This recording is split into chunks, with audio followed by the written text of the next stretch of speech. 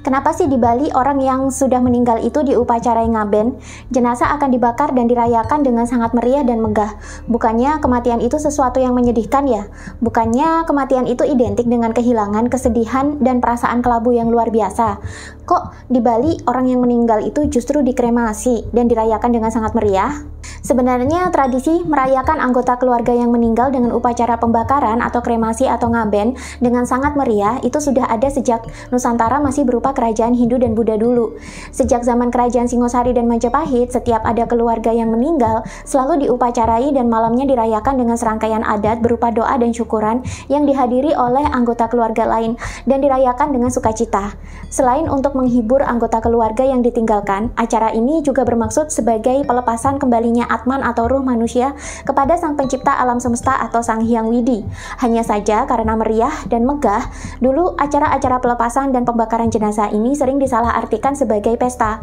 Orang meninggal kok dipestai? Filosofi membakar jenazah atau kremasi atau ngaben ini sebenarnya memiliki makna spiritual yang mendalam. Sejak dulu, leluhur Nusantara sudah paham kemana ruh atau atman manusia akan pergi setelah meninggal dunia.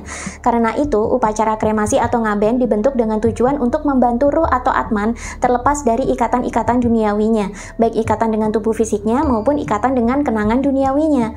Hal ini dijelaskan secara lengkap dalam buku Perjalanan ke Alam Kematian berikut ini. Ada seorang anak yang bertanya kepada seorang tua, kenapa di Bali orang meninggal itu harus dingaben? Padahal dibakar itu kan menyakitkan. Dan kenapa sih upacaranya itu begitu megah dan meriah? Bukankah kematian itu sebuah kedukaan?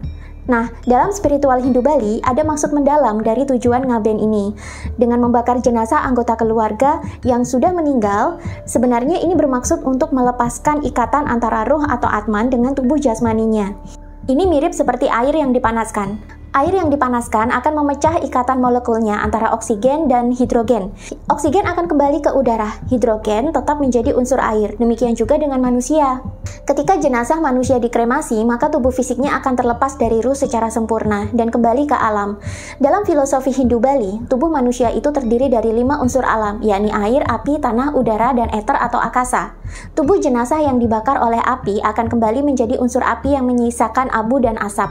Abu adalah unsur tanah, asap adalah unsur udara dan akasa. Setelah selesai ngaben, abu yang tersisa dilarung ke air dengan tujuan untuk mengembalikannya ke unsur air.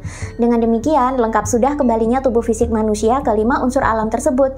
Dan setelah itu, atman atau ruh bisa benar-benar lepas dari ikatan duniawinya atau ikatan dengan tubuh jasmaninya, sehingga ruh atau atman bisa kembali ke Tuhan dengan lancar.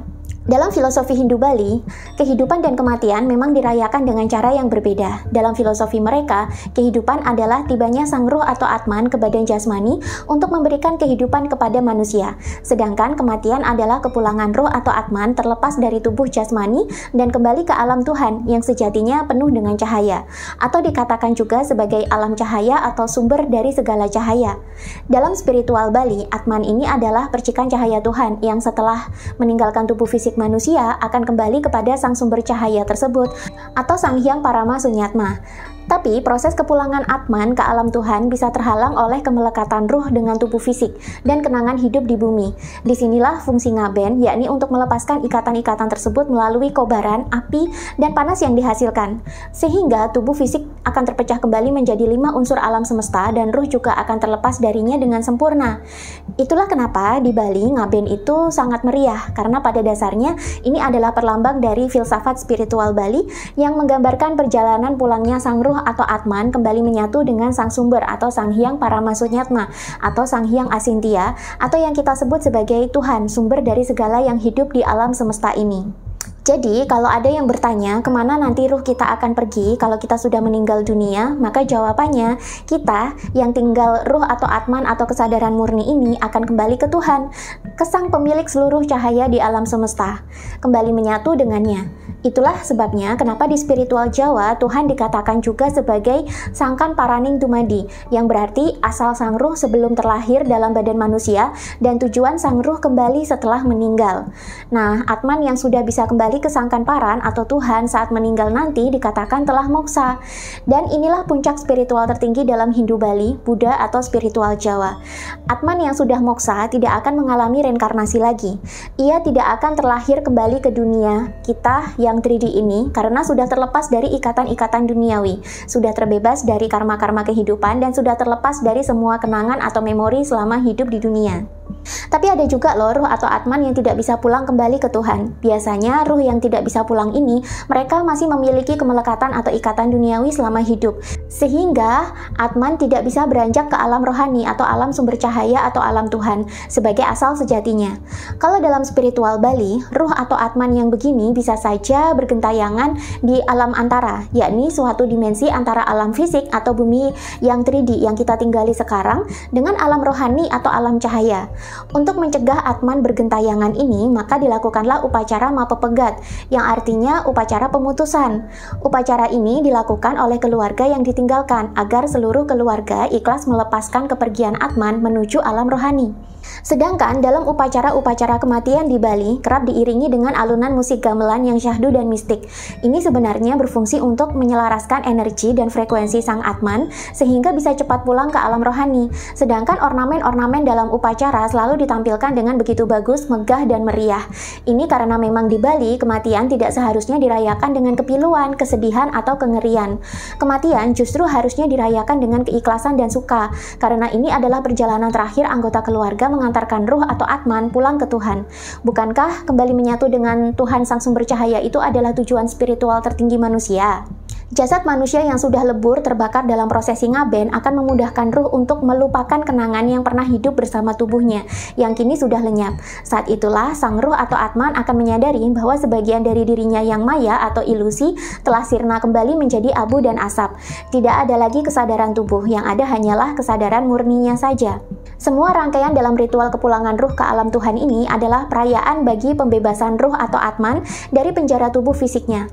Tanpa kebebasan atman setelah kematian, mereka akan terjebak kembali di alam manusia atau bumi 3D ini yang disebut juga sebagai alam Naraika. Nara itu artinya manusia, alam tempat manusia hidup dan bertubuh fisik. Penyebutan alam Naraika sendiri sering disingkat menjadi alam neraka, dan di alam inilah ruh atau atman terjebak dalam dimensi antara alam fisik. Tapi sendirinya masih belum memiliki tubuh fisik, sehingga ruh atau atman akan bergentayangan kemana-mana tanpa wujud jasmani. Mereka inilah yang disebut sebagai buto cuil atau roh gentayangan. Dan inilah yang menjadi cikal bakal legenda masyarakat atau folklore kenapa sampai muncul istilah roh gentayangan dalam tradisi masyarakat di Jawa, Bali, bahkan di Lombok. Karena memang menurut tradisi Hindu Nusantara yang kini masih diteruskan sebagai Hindu Bali, diyakini bahwa atman yang masih terjebak kemelekatan dengan ikatan dan karma-karma duniawi setelah meninggal ini akan menjadi roh gentayangan di bumi, dan mereka ini sebenarnya tersiksa karena tidak mampu pulang ke Tuhan, namun juga tidak memiliki wadah untuk bisa hidup kembali di dimensi fisik. Itulah kenapa dalam tradisi Hindu Bali ada banyak sekali upacara dan ritual yang berkaitan dengan kematian, yang semuanya bertujuan untuk membantu ruh atau atman agar lekas moksa atau terbebas atau terlepas sehingga bisa cepat kembali ke alam Tuhan, kembali kepada Sang Sumber. Jika masih bergentayangan atau reinkarnasi kembali, itu artinya ruh manusia masih mengalami siksaan. Selengkapnya bisa kalian baca sendiri di buku Perjalanan ke Alam Kematian berikut ini. Setelah aku baca buku ini, aku jadi mulai paham sih bagaimana hakikat kematian itu sebenarnya. Dan ternyata kematian itu tidak harus selalu kita hadapi dengan sesuatu yang seram, sedih, atau tabu. Justru kematian adalah proses menuju fase kehidupan baru, di mana dengan kematian ini kita bakalan meninggalkan tubuh fisik kita dan menyatu kembali dengan Tuhan, di mana ini merupakan tujuan spiritual tertinggi yang bisa dicapai oleh manusia. Jadi setelah tahu hakikat ini, kematian seharusnya tidak meninggalkan trauma dan kesedihan bagi keluarga, karena sejatinya keluarga kita yang sudah meninggal sebenarnya sedang dalam perjalanan kembali menyatu kepada Sang Maha Pencipta. Selengkapnya bisa baca sendiri di buku ini. Cek deskripsi video untuk cara dapatin bukunya.